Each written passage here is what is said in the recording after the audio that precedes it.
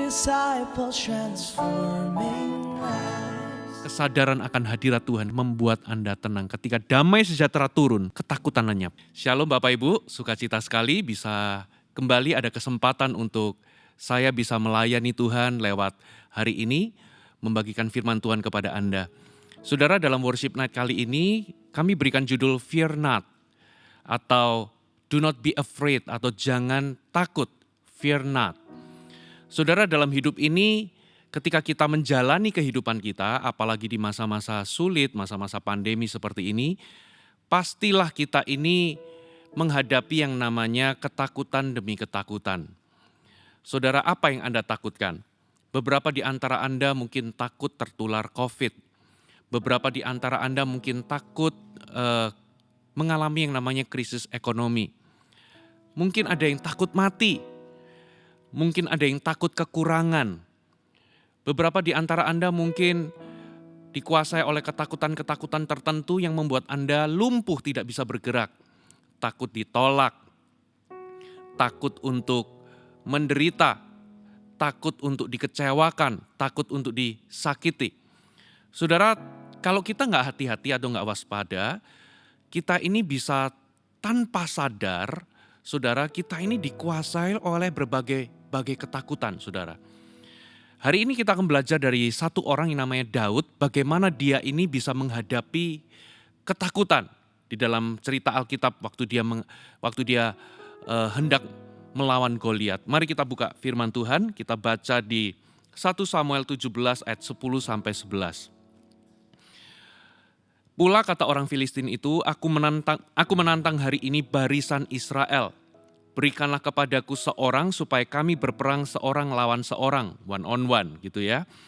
Ketika Saul dan segenap orang Israel mendengar perkataan orang Filistin itu, maka cemaslah hati mereka dan sangat ketakutan. 1 Samuel 17 kita lompat di ayat 23 dan 24. Sedang ia berbicara dengan mereka, tampillah maju pendekar itu, namanya Goliat, orang Filistin dari Gat. Dari barisan orang Filistin, ia mengucapkan kata-kata yang tadi juga dan Daud mendengarnya. Ketika semua orang Israel melihat orang itu, larilah mereka daripadanya dengan sangat ketakutan. Saudara, ketika Goliat itu mulai berkoar-koar, mulai menantang tentara Israel, sudahlah kita nggak perlu berperang, ya kita satu lawan satu saja. Ketika Goliat itu mengucapkan perkataan itu, dikatakan cemaslah hati orang Israel dan mereka ketakutan. Jadi tentara Israel termasuk Saul itu menjadi cemas dan menjadi ketakutan. Lalu ketika Daud itu bertanya-tanya, ketika Daud tiba di medan perang itu untuk mengantar makanan untuk kakak-kakaknya, lalu Daud itu mendengar sendiri bagaimana Goliat itu menantang tentara orang Israel, saudara. Apa yang terjadi? Saudara, ketika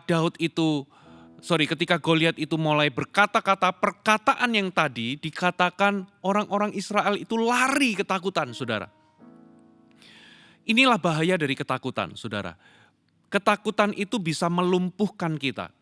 Tentara Israel dan Saul itu menjadi lumpuh dan tidak berani menghadapi Goliat. Kenapa, saudara? Senjatanya Goliat itu apa, saudara? Senjata Goliat adalah intimidasi. Goliat itu goalnya satu, menebarkan yang namanya ketakutan. Sehingga ketika orang Israel dan tentara Israel itu ketakutan, maka mereka menjadi lumpuh dan tidak mau maju untuk menghadapi. Saudara, apa yang membuat Anda lumpuh? Tadi di awal saya katakan, beberapa orang menjadi lumpuh karena apa, saudara? Karena banyak ketakutan dalam diri mereka. Saudara, ketakutan itu membuat kita ini menjadi kalah duluan sebelum kita bertarung. Orang Israel dan Saul itu sudah kalah duluan sebelum mencoba untuk menghadapi. Berapa banyak di antara Anda hari ini, saudara, Anda itu sudah gagal duluan sebelum mencoba gara-gara ketakutan. Ketakutan ini berbahaya, saudara. Karena ketakutan ini bisa mencuri kemenangan, mencuri keberhasilan, mencuri kesuksesan Anda di hari depan Anda. Karena apa saudara? Hari ini Anda menjadi takut melangkah, takut menghadapi, takut mencoba. Karena apa? Karena intimidasi itu membuat Anda lumpuh, saudara. Sehingga ini berbahaya. Ketakutan membuat Anda gagal sebelum Anda mencoba. Membuat Anda kalah sebelum Anda bertarung. Dan akibatnya apa saudara? Anda gagal menggenapi rencana Allah dalam kehidupan Anda. Atau Anda gagal melihat penggenapan janji Allah dalam kehidupan Anda. Anda gagal sampai di titik yang namanya tanah perjanjian Anda. Itu adalah tempat yang Tuhan inginkan Anda di situ. Bangsa Israel, saudara, banyak dari mereka, saudara, itu mati di padang gurun. Karena apa saudara? Karena waktu Tuhan suruh mereka maju untuk menduduki tanah Kanaan, untuk mereka maju ke tanah perjanjian, banyak dari mereka itu malah ketakutan. Mereka berkata, tidak mungkin kami maju. Saudara, ketakutan itu berbahaya. Ketakutan akan merampok banyak hal dalam kehidupan Anda. Nah, sekarang pertanyaannya bagaimana kita ini bisa mengatasi ketakutan kita? Saudara, ada 3 hal yang saya mau share. Saudara, ini yang saya lakukan ketika saya beberapa bulan yang lalu. Saudara, kami sekeluarga, saya, istri termasuk 3 anak saya dan ART, ketika kami positif terkonfirmasi terpapar COVID, saudara, terus terang saudara, saya itu mengalami yang namanya teror atau ketakutan saudara. Siapa yang gak takut? Saudara, saya bukan hanya khawatir tentang diri saya saudara, tapi saya juga khawatir tentang istri saya. Saya khawatir tentang anak saya. Saudara, gimana nanti kalau terjadi sesuatu, gimana kalau kenapa-kenapa. Saudara, betul-betul itu adalah momen yang menakutkan dalam hati saya. Nah, tapi puji Tuhan. Tuhan itu selalu memberikan jawaban. Firman Tuhan itu selalu memberikan kita jawaban. Bagaimana saudara kita ini bisa kalahkan ketakutan dalam kehidupan kita. Yang pertama saudara, mempercayai Tuhan. Katakan mempercayai Tuhan. Coba kita lihat ayatnya apa yang dilakukan oleh Daud. Saudara, 1 Samuel 17 kita baca ayat yang ke-37. Pula kata Daud, Tuhan yang telah melepaskan aku dari cakar singa dan dari cakar beruang, Dia juga akan melepaskan aku dari tangan orang Filistin itu. Kata Saul kepada Daud, pergilah, Tuhan menyertai engkau. Daud ini ketika melihat Goliat bukannya takut saudara, tapi dia berani, bahkan dia menjadi volunteer untuk menghadapi Goliat.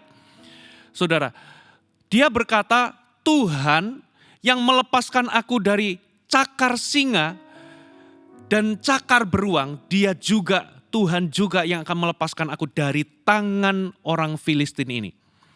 Jadi Daud ini mempercayai Tuhan ketika dia menghadapi Goliat. Saudara, apa hal yang perlu Anda lakukan ketika Anda takut? Anda perlu memutuskan untuk mempercayai Tuhan. Saudara, dalam hidup ini bukan berarti kita ini gak boleh merasa takut. Alkitab juga gak pernah mengatakan bahwa kita ini tidak boleh merasa takut. Saudara, kenyataannya saudara, perasaan takut itu normal, perasaan takut itu wajar. Selama kita ini hidup di muka bumi ini, kita ini adalah manusia biasa, saudara, merasa takut itu manusiawi. Bahkan perasaan takut itu Tuhan berikan dalam kehidupan kita ini bisa merasa takut, itu sebetulnya juga ada perasaan takut yang membuat kita ini bisa waspada, berjaga-jaga. Tapi yang tidak normal atau yang tidak wajar adalah kita ini dikuasai oleh ketakutan. Jadi kita bisa saja kita ini merasa khawatir, merasa takut, itu manusiawi, itu wajar. Tapi itu menjadi tidak normal dan tidak wajar ketika hidup kita ini dalam segala aspek, dalam segala hal, kita ini menjadi dikuasai ketakutan. Kita jadi lumpuh dan kita bisa kehilangan rencana Allah dalam kehidupan kita. Kita bisa dirampok. Ya saudara, banyak orang itu dirampok keberhasilannya, kemenangannya, kesuksesannya hanya gara-gara dia takut melangkah. Padahal sebenarnya Kita tahu ceritanya ketika Daud menghadapi Goliat. Saudara, singkat cerita Goliat itu jatuh, Goliat itu dikalahkan.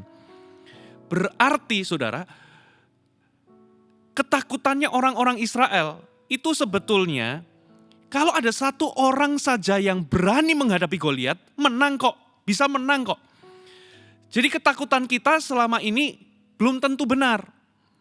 Dan juga apa yang kita takutkan, apa yang kita pikirkan dan itu menakutkan bagi kita, ketika kita ini berani menghadapinya, ternyata itu tidak semenakutkan yang kita kira. Asal kita ini berani menghadapi. Coba kita lihat satu firman Tuhan ya. Mazmur pasal yang ke-56. Saudara, Mazmur 56 ini penulisnya adalah Daud. Coba kita baca ayat 3 dan 4.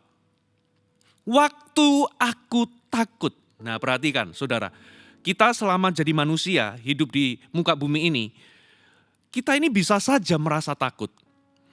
Itulah sebabnya saya katakan di awal merasa takut itu wajar dan manusiawi. Tapi yang Alkitab mau itu adalah jangan sampai ketika Anda takut Anda menjadi dikuasai oleh ketakutan. Nah itulah sebabnya Alkitab memberikan kita jalan keluar. Ini jalan keluarnya. Waktu aku takut, aku ini percaya kepadamu. Kepada Allah yang firman-Nya kupuji. Kepada Allah aku percaya. Aku tidak takut. Apakah yang dapat dilakukan manusia terhadap aku? Ini yang nulis Daud, saudara. Coba Anda baca versi firman Allah yang hidup. Dikatakan begini. Tetapi pada waktu aku merasa takut, aku menaruh kepercayaanku kepadamu. Ya, aku mempercayai janji-janji Allah. Karena aku mempercayakan diri kepadanya, apakah yang dapat dilakukan manusia terhadap aku? Dari versi firman Allah yang hidup, saudara, ada 3 poin yang dituliskan di sini. Ketika kita takut, kita perlu mempercayai Allah. Yang kedua, kita perlu mempercayai janji-janji Allah. Yang ketiga dikatakan kita perlu mempercayakan diri kepadanya. Nah saudara, pertanyaannya dari mana ya asal keberaniannya Daud? Ternyata asal keberaniannya Daud itu adalah karena pertama dia ini mempercayai Tuhan. Kedua dia mempercayai janji Tuhan. Ketiga dia mempercayakan dirinya kepada Tuhan. Gimana sih kok bisa punya kepercayaan seperti ini? Sumbernya dari mana sih Daud kok bisa mempercayai Allah, mempercayai janji Allah dan mempercayakan dirinya kepada Allah? Saudara, gini loh, mempercayai Allah itu seperti ini. Saya kasih ilustrasi. Saudara, ada seorang ayah, dia itu punya anak sakit keras. Dan seminggu kemudian itu harus operasi.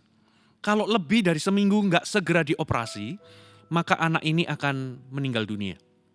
Harus segera diambil tindakan. Nah masalahnya biaya operasinya itu 3 miliar. Nah sang ayah ini nggak punya dana, nggak punya uang. Saudara, seminggu kemudian ini harus dioperasi tapi dia nggak punya dananya.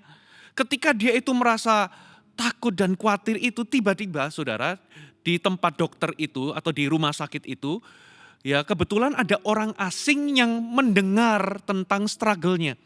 Lalu orang asing ini mendekatinya lalu berkata, ya saya punya dana 3 miliar. Dan saya bersedia untuk memberikan dana ini kepadamu. 3 miliar. Tapi syaratnya begini.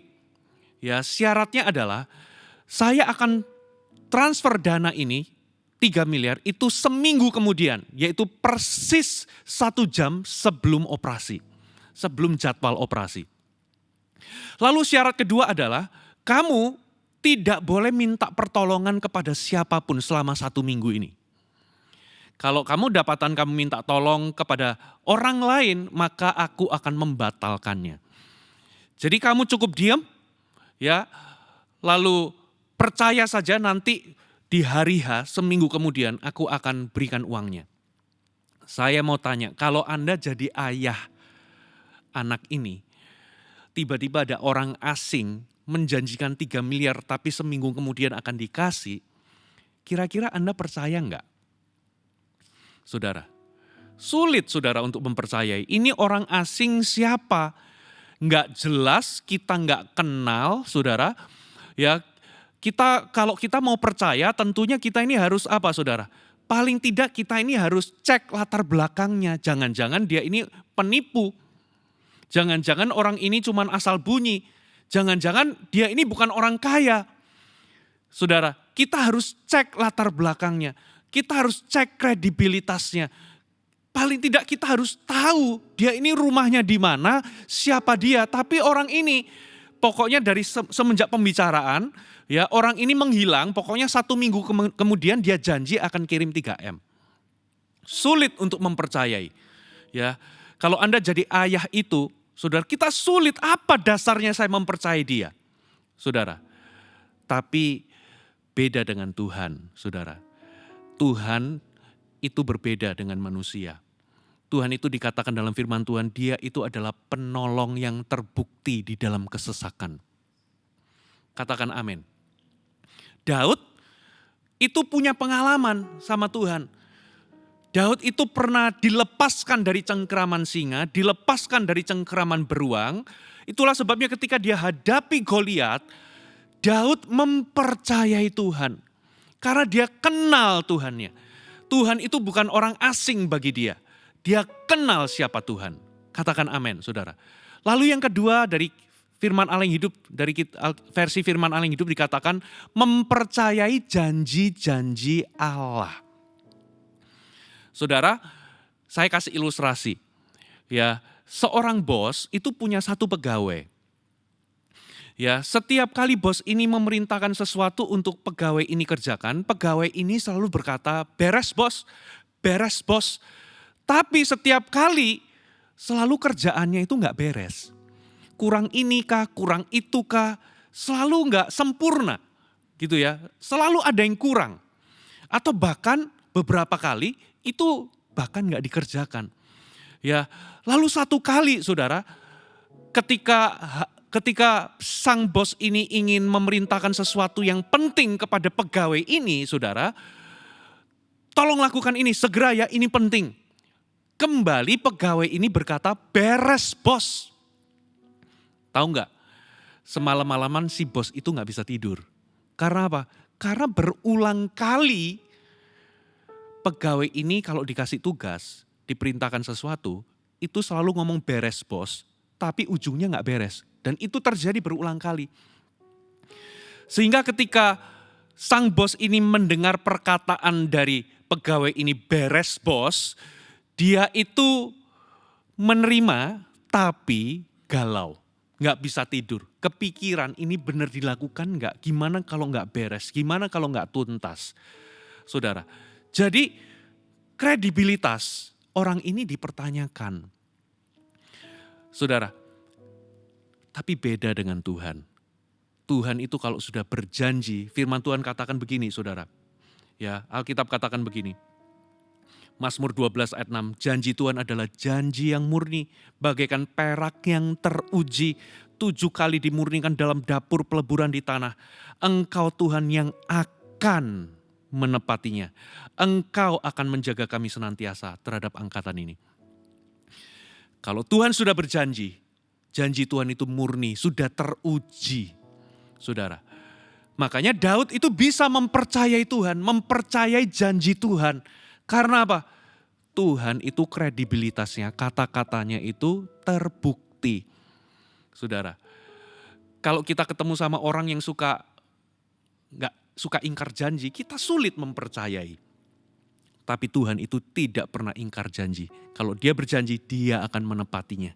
Katakan amin, saudara. Lalu firman Allah di versi firman Allah yang hidup dikatakan mempercayakan diri kepadanya. Saudara, satu kali ada akrobatik. Itu ambil kawat atau tali dari logam, saudara. Itu dia menyeberang dengan seutas tali itu menyeberangi Niagara Fall atau air terjun Niagara. Bolak-balik, semua penonton berdecak kagum. Ya, lalu dia berkata, percaya nggak aku bisa bolak-balik sambil gendong orang? Wah, banyak orang percaya, gitu ya. Lalu apa yang terjadi? Lalu dia tawarin satu orang dari penonton itu, mau nggak kamu aku gendong?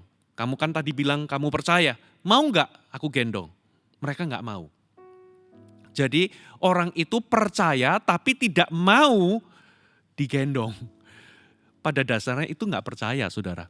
Tiba-tiba ya ada satu anak remaja angkat tangan, aku mau. Dan singkat cerita digendonglah anak remaja ini pulang pergi PP gitu ya, bolak-balik. Semua orang kagum, kali ini yang diwawancara yang jadi sorotan adalah anak remaja ini. Kenapa kok kamu berani digendong sama orang ini? Apa kamu gak takut jatuh? Kamu gak takut nanti kepleset? Lalu anak ini menjawab, aku ini adalah anaknya. Aku ini sudah berulang kali digendong oleh papaku melewati seutas tali. Dan aku percaya kemampuan papaku dan aku percaya papaku. Jadi dari sinilah menjawab, saudara, dari mana asal Daud itu bisa mempercayai Tuhan. Daud itu bisa mempercayai janji Tuhan. Bahkan Daud itu bisa mempercayakan dirinya kepada Tuhan. Ternyata jawabannya adalah karena Daud mengenal Tuhan. Pengenalan akan Allah itulah yang menjadi sumber, saudara, kepercayaannya Daud. Bapak Ibu, hari ini apapun yang Anda alami, saudara, Anda perlu mengenal Tuhan. Tuhan kita, saya ingin memperkenalkan kepada Anda, Tuhan kita itu penolong yang terbukti. Dia tidak pernah ingkar janji. Dan kita bisa mempercayakan diri kita kepadanya. Ketika saya terpapar COVID, saya khawatir dengan banyak hal. Saudara, saya mulai berhenti, lalu saya mempercayakan diriku kepada Tuhan.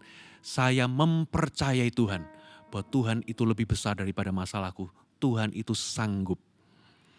Hari ini, putuskan untuk mempercayai Tuhan ketika Anda takut. Yang kedua, saudara, sadari hadirat dan penyertaan Tuhan. Sadari hadirat Allah dan penyertaan Allah dalam kehidupan Anda. Coba kita lihat 1 Samuel 17 ayat 45. Tetapi Daud berkata kepada orang Filistin itu, engkau mendatangi aku dengan pedang dan tombak dan lembing. Tetapi aku mendatangi engkau dengan nama Tuhan semesta alam. Allah segala barisan Israel yang kau tantang itu. Daud berkata, engkau mendatangi aku dengan tombak, dengan lembing, dengan pedang. Tapi aku menghadapimu, aku mendatangimu dengan nama Tuhan.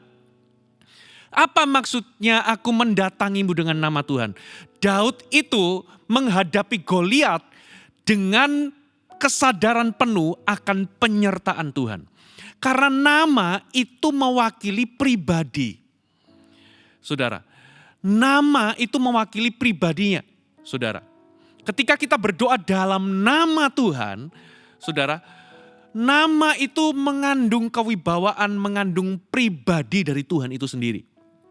Saudara, jadi saudara kalau misalnya saya kasih Anda kuasa, saudara, surat kuasa untuk mencairkan dana di bank, di situ tertulis ada nama saya, pakai nama saya dan ada tanda tangan saya, orang itu punya kuasa. Seolah-olah orang itu mendatangi bank dengan nama saya, dengan pribadi saya.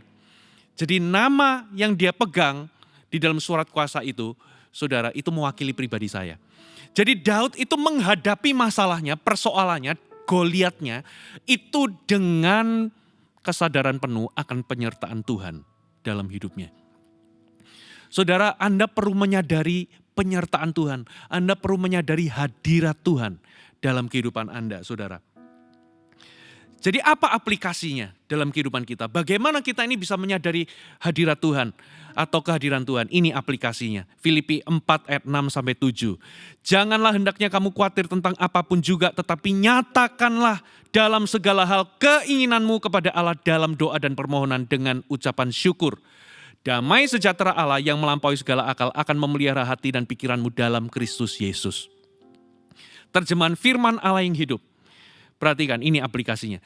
Janganlah khawatir akan suatu apapun, melainkan bawalah segala sesuatu dalam doa. Jadi ketika Anda khawatir, ketika Anda takut, ketika Anda menghadapi sesuatu, bawa dalam doa. Sampaikan kebutuhan saudara kepada Allah. Jangan lupa bersyukur atas jawabannya. Ayat selanjutnya, bila saudara melakukan hal-hal ini, maksudnya Anda membawa dalam doa, saudara akan mengalami damai Allah yang jauh melebihi pengertian akal manusia. Damainya akan menjadikan pikiran dan hati saudara tenang dan tentram. Sementara saudara mempercayakan diri kepada Kristus Yesus. Jadi gini loh, maksud ayat ini begini. Ya, janganlah engkau khawatir. Ya, nyatakanlah itu atau bawalah segala sesuatu di dalam doa.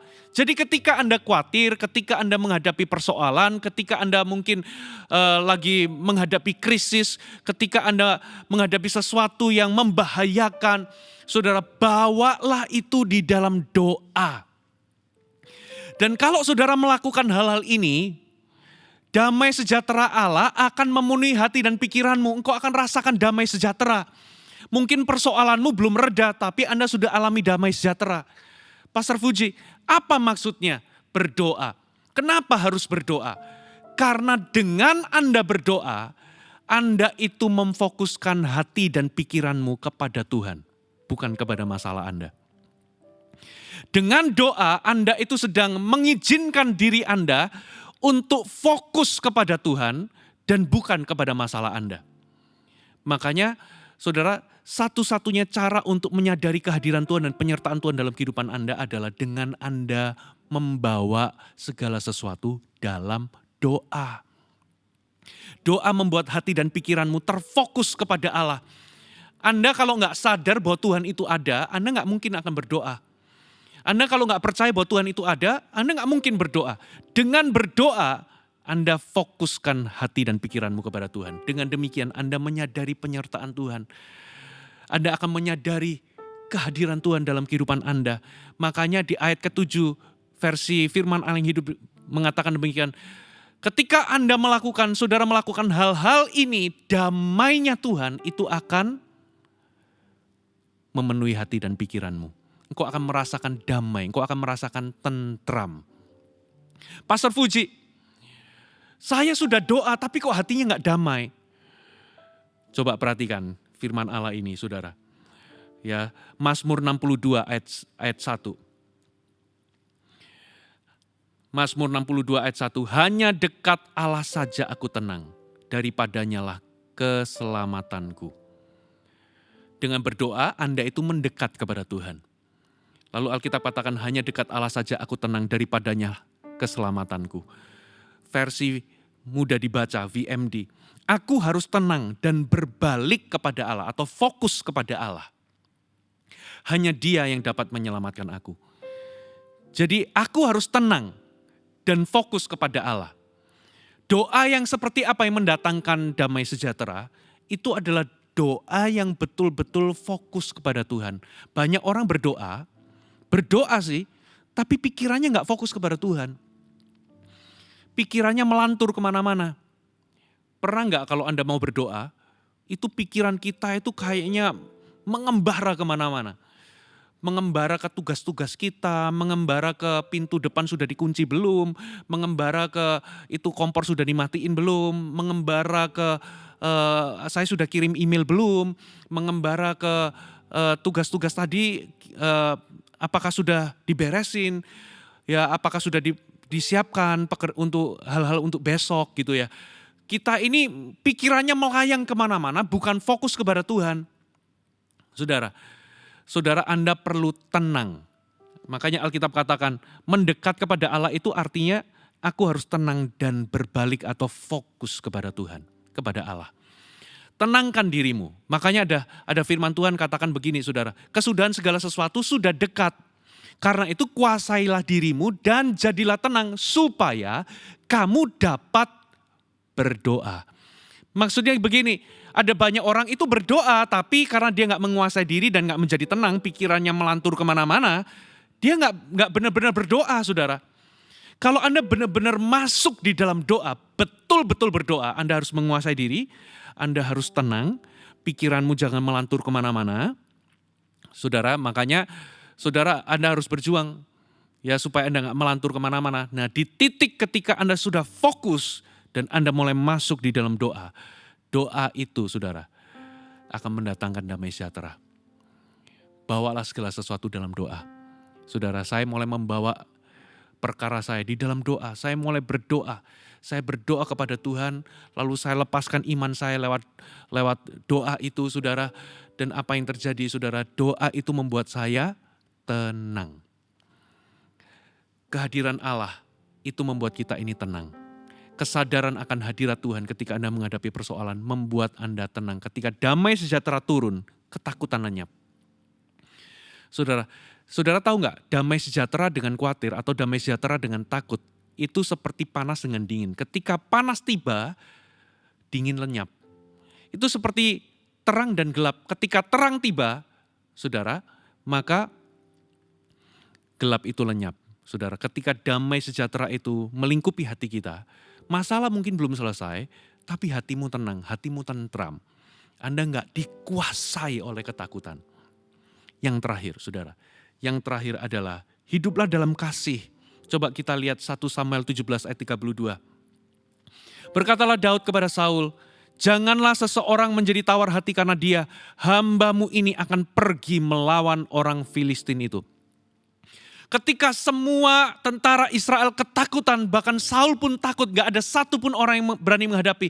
Lalu tiap hari, saudara, Goliat itu mengolok-olok, mengejek, mengintimidasi orang-orang Israel. Saudara, ketika Daud nyampe di situ melihat pemandangan itu, Daud mulai tanya-tanya. Lalu ketika dia sampai di hadapan Saul, Daud mulai ngomong begini, ya, jangan izinkan semua tentara Israel atau orang Israel ini menjadi tawar hati, diolok-olok terus. Sekarang gini aja, aku saja yang akan hadapi. Daud merelakan dirinya untuk menjadi volunteer untuk menghadapi Goliat. Inilah mentalnya Daud. Saudara, Daud itu tidak pernah fokus kepada diri sendiri dan menjadi egois. Saudara tahukah, saudara, kasih itu melenyapkan ketakutan? Kalau Anda dalam kesulitan, Anda berada dalam masa sukar, atau Anda ada dalam masa pandemi seperti ini, saudara jangan hanya fokus kepada diri sendiri. Semakin Anda fokus memikirkan diri sendiri, semakin takut, semakin khawatir, semakin overthinking. Tapi ketika Anda mungkin menghadapi masalah, fokuslah untuk jadi berkat. Saudara, fokuslah untuk menolong orang lain juga. Ini yang saya lakukan, saudara. Saya itu sementara lagi terpapar COVID, lagi gejalanya itu lagi muncul-munculnya, ini yang saya lakukan, saudara. Tiap hari saya doakan orang yang kena COVID. Saya rekam doa saya ketemu ada orang ini, saya rekam doa saya doakan. Ada orang yang minta kesembuhan dari COVID. Saya itu lagi sakit-sakitnya, saudara. Saya rekam, saya kasih doa saya. Bahkan ketika ada orang tua dari jemaat, ada salah satu orang tua yang betul-betul dalam keadaan krisis, saya doakan, lalu saya dapat ayat, saya lepaskan ayat janji firman itu kepada orang ini. Berkali-kali, saudara. Saya lihat di sosial media ada satu orang upload di story-nya, saudara, itu dalam kondisi lagi diselang begitu, lagi ada oksigen gitu ya. Saya nggak punya nomor teleponnya, saya minta istri saya cari di penggembalaan, karena orang ini sudah bukan lagi jemaat dari gereja Mawar Sharon, gereja kami gitu ya. Tapi saya masih kenal, lalu dicari-cari dapat nomor handphonenya gitu ya. Lalu saya rekam, saya kasih ke istri saya untuk dioper ke dia. Jadi saya sibukkan diri saya untuk menolong orang, mendoakan orang. Saya sibuk carikan ini dengan tim, ketika ada orang-orang yang butuh oksigen dan sebagainya, kami menyibukkan diri untuk menolong orang. Saudara, karena kasih itu melenyapkan ketakutan. Ketika Anda sibuk memikirkan atau sibuk menjadi berkat, memang gak semua orang bisa Anda tolong. Saudara, tapi at least kalau Anda punya kesempatan menolong, tolonglah orang. Fokuslah untuk jadi berkat. Jadi berkat itu gak harus bicara soal uang ya. Anda bisa mendoakan orang, memperhatikan orang, menolong orang, mengirimi orang obat dan sebagainya. Lalu apa yang terjadi, saudara? Setelah kami sembuh, kami baru dapat kabar kalau mami dari istri saya, ya mami kami, itu juga terpapar COVID di kota lain, saudara. Mami saya itu tinggal di antara Cepu dan Bojonegoro. Di situ tertular juga dan kondisinya cukup mengkhawatirkan karena mami belum divaksin gitu ya kondisinya, lalu sudah berumur, lalu ada diabetes, ada komorbidnya. Lalu setelah muncul gejala beberapa hari nggak membaik. Singkat cerita saudara, saya dengan istri harus memutuskan untuk pergi ke Surabaya. Ya, membawa mami saya ke Surabaya. Dari Jakarta ya ke Surabaya, mami juga dibawa ke sana untuk saya dan istri harus merawat mami. Gitu ya, menemani mami, antar ke rumah sakit tiap hari saudara. Takut nggak atau khawatir nggak untuk terpapar COVID kembali? Ada perasaan itu.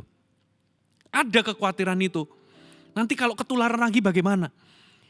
Tapi yang namanya kasih itu melenyapkan ketakutan. Saudara, kami tetap memutuskan walaupun ada kekhawatiran, kami memutuskan untuk pergi. Kenapa? Karena kami sayang itu orang tua kami sendiri. Saudara, waktu kami ini lagi kena COVID itu saudara, kami itu harus foto toraks sekeluarga itu antri dari siang sampai malam saudara. Antri dan itu ruangan penuh dengan orang-orang yang COVID. Karena banyak rumah sakit yang sudah penuh, kami ini mendapati satu rumah sakit di daerah Tangerang Utara kalau nggak salah. Ya ini rumah sakit yang kami nggak pernah tahu sebetulnya. Karena itu lagi hektik saudara, pelayanannya jadi pelan dan sebagainya, kami ngantri. Ya singkat cerita dari siang baru dapat diperiksa itu malamnya, sore jam 6 atau sekitar jam setengah 7-an. Ketika kami coba diperiksa, kami diambil darah lalu bersiap-siap untuk foto toraks, kami bertemu dengan jemaat namanya Ibu Meli, saya sebut nggak apa-apa deh. Lalu dia kaget loh, kok Fuji ngapain kesini? Ternyata Ibu Meli ini mengantarkan orang tuanya. Dua-duanya kena COVID, papa dan mamanya. Lagi cariin rumah sakit. Saudara, lalu dia cerita, iya ini saya harus antar, ini udah keliling dan sebagainya. Saudara, Ibu Meli ini tidak kena COVID. Tapi kok dia berani nganter-nganter papa mamanya? Tahukah saudara, keberanian itu muncul karena kasih. Saudara, kasih itu melenyapkan ketakutan karena dia ini anak. Saudara, dia sudah gak mikirkan diri sendiri. Saudara, pokoknya dia pasang APD, dia pakai masker, dia pokoknya memperlengkapi diri, dia yang antar dan ngurusin papa mamanya setiap hari. Saudara, ada kekhawatiran pasti, ada ketakutan pasti, tapi kasih itu melenyapkan ketakutan. Yang pertama, putuskan untuk mempercayai Tuhan. Yang kedua, saudara, putuskan untuk mempercayai janji. Saudara, putuskan untuk menyadari kehadiran Allah dan penyertaan Allah dalam hidup Anda. Dan yang terakhir, hiduplah dalam kasih. Amin. Hai, terima kasih sudah bergabung bersama kami, Gereja Mor Sharon, Jabodetabek. Sebagai gereja Tuhan, adalah kerinduan bagi kami untuk melihat Anda terus bertumbuh di dalam pengenalan akan Tuhan dan mengalami perubahan hidup. Maka dari itu, bergabunglah bersama komunitas kecil kami, Connect Group. Dapatkan informasi lebih lanjut pada kolom deskripsi kami. Last but not least, don't forget to subscribe dan bagikan video ini kepada orang yang Anda kasihi. Thank you for joining us and see you next time.